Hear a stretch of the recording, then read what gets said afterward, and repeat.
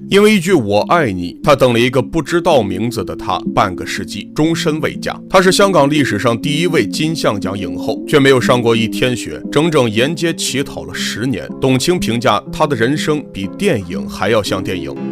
有人说她的人生比电影还像电影，而章子怡更是对她佩服的五体投地，称赞她是同行心中永远的神。她就是一个神，我觉得。她叫惠英红，一个熟悉而又陌生的名字。她祖籍山东诸城，出身晚清贵族，和慈禧太后同属叶赫那拉氏。父亲原是山东富甲一方的大户人家，因为战乱举家搬往香港。没想到由于人生地不熟，父亲携带的钱财被人骗了个精光，一夜之间从富人沦落为底层。迫于无奈，年长一些的哥哥姐姐被卖去学京戏，年仅3岁的惠英红成了剩下兄弟姐妹中的老大。香港的一场特大台风掀翻了父亲搭建的小木屋，最惨的时候，一家人只能藏在没有门窗的楼梯间内，靠捡餐厅后厨客人不要的剩饭剩菜过活。父亲拉不下脸面躲在后面，而惠英红却冲上去，她带着妹妹去香港繁华的湾仔一带叫卖口香糖和乞讨，因为那里比较容易得到施舍。说大姐，我带着你去湾仔那边要饭，可能要的比较好。这一跪就是整整10年，尽管听不懂外国话，但长期的摸爬滚打让惠英红可以准确分辨对方的国籍。美国人最大方，法国人给的钱不多，但比较讲礼貌，只有英国人经常非打即骂。在这个鱼龙混杂的红灯区，吸食、滥交、酗酒随时可见。惠英红作为一个底层小女孩，没有堕落风尘、丧失自我，要感谢遇到过的一个八妹。她人很好，时常关照惠英红，但吸食的很厉害。直到惠英红有一次像往常一样和她打招呼时，看见八妹毫无征兆的暴毙在面前，没人为她收尸，八妹就像一件废品一样被警察拖走，随意处置。受到巨大冲击的惠英红从此对毒品避而远之。13岁时进入青春期，惠英红就意识到乞讨的日子该到头了，必须学得一技傍身，谋求出路。也正是在这个年纪，她遇到了永远的意难平，一名18岁的美国混血水兵，每天来找她聊天，买她的口香糖。连续7天这样做后，水兵突然询问惠英红，我爱你用粤语怎么说？天之后他就说他要走了，去越南了，他不知道他会不会死，就把所有的钱给我，然后他就问了我一句，他说 I love you how to speak handling 我就告诉他我爱你。原来水兵即将奔赴战场，他将所有的钱留给爱恋的女孩，因为不知道能否再见面，情不知所起，一往而深。情窦初开的惠英红对这份朦胧的爱意视若珍宝，永远的藏在心底。在水兵离开后，就大着胆子拿着招聘广告进了一家舞厅，他要好好生活，摆脱流浪女的身份。勤学苦练跳了9个月，老板却完全忽视他。惠英红果断跳槽，漂泊挣扎10数年的人生终于迎来转机。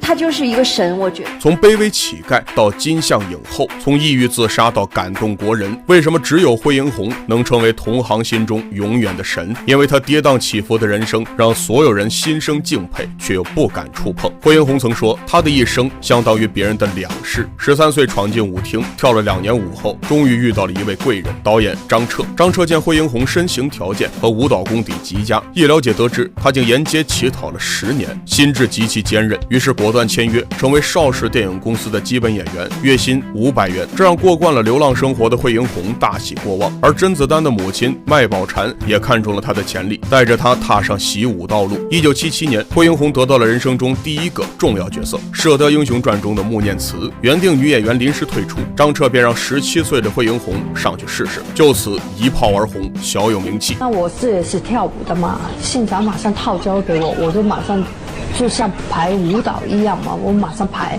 马上就来。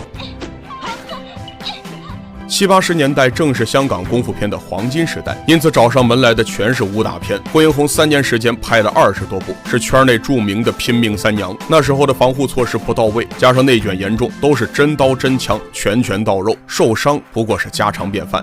可以说我每天开工我都会受伤，韧带断了一半啊，膝盖裂开了。对比现在小鲜肉擦破个皮都要上微博炫耀求安慰，真的是一个天上一个地下。1979年拍摄《烂头河》时，时，由于剧本的设定，女主翠红是个毫无知觉的提线木偶，起到借力打力的作用，所以男演员的拳头都会落在她的身上。这场戏拍完，惠英红足足挨了40多拳，打完了吐完了接着打。后来惠英红才知道，之前的女主角就是忍不了这份疼逃跑了。而最严重的时候，惠英红不用替身从16楼跳下，由于发生偏差，没有准确落到指定位置，双腿当场骨折，韧带直接断裂。为了不耽误拍摄进度，惠英红硬是咬着牙打完石膏，又回到拍摄现场，不拍下半身，用上半身接着打。那种刻骨铭心的疼痛，几10年过去依然记忆犹新。然后去到医院，断掉了 X 光看到了，没时间打石膏，这样腿，然后回去再打。那没办法站呢，武术指导抱起来，你坐在他们2个手这里，上身去打，下身腿没打石膏，他还是咬，那种疼，我的天哪，想起来又害怕。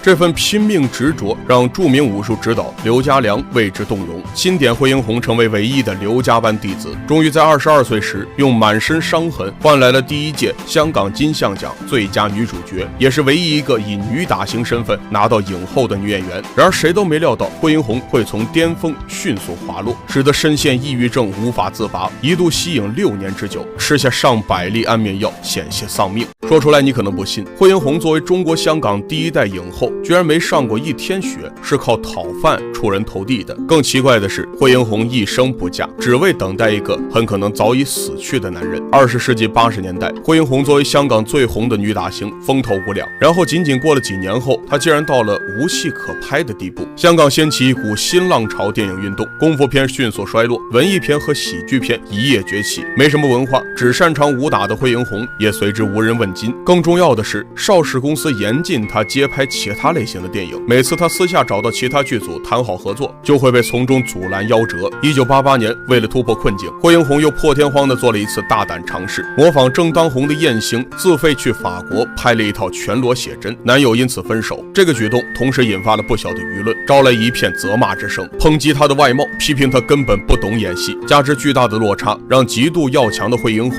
难以接受。久而久之，惠英红沦落为影视圈的边缘人物。你都是在第1线的时候，突然之间没有了，然后人家给你的都是第3线，你怎么平衡得了？平衡不了。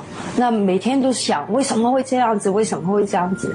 1999年，惠英红确诊重度抑郁症，在人生最灰暗的日子里，悄悄服下了100颗安眠药，想要就此告别这个世界。幸好妹妹及时察觉，从鬼门关将她硬拉了回来。这次经历让惠英红瞬间释然，如果连死都不怕，还有什么可怕的呢？看着哭红了眼睛的母亲，惠英红决心从零开始，从头再来。她不再执着于主角还是配角，关键的是要演好每一个角色，得到观众的认可。不是科班出身怎么样，文化程度不高又怎么样？毕竟谁能有他如此跌宕起伏、充满戏剧的人生？生活就是最好的老师。专心跑了几年龙套，熟悉新环境后，2005年，惠英红以新人姿态低调复出娱乐圈。直到2009年，一部名为《心魔》的电影让公众重新注意到她。惠英红扮演一个对儿子有变态控制欲的酗酒母亲，以炸裂的演技震惊众人，王者归来，一举拿下第29届香港金像奖最佳女演员。距离她上次获此荣誉已经过了整整28年，这一年她50岁。2013年和2016年，惠英红先后凭借电影《僵尸》和《幸运是我》3夺影后桂冠，彻底实现了人生的逆风翻盘，证明了一位优秀的演员从不该被局限、被定义。但唯一遗憾的是，惠英红的情感生活几乎一片空白。每次提起那个美国水兵的往事，惠英红带有一丝期待的同时，又满眼落寞。她费尽毕生心力站到了最高点，只为当年的意难平能有机会看到她。然而惠英红甚至找到了水兵的战友，也没得到水兵的任何消息。或许故事的结局并不完美，但惠英红已经活成了自己的传奇。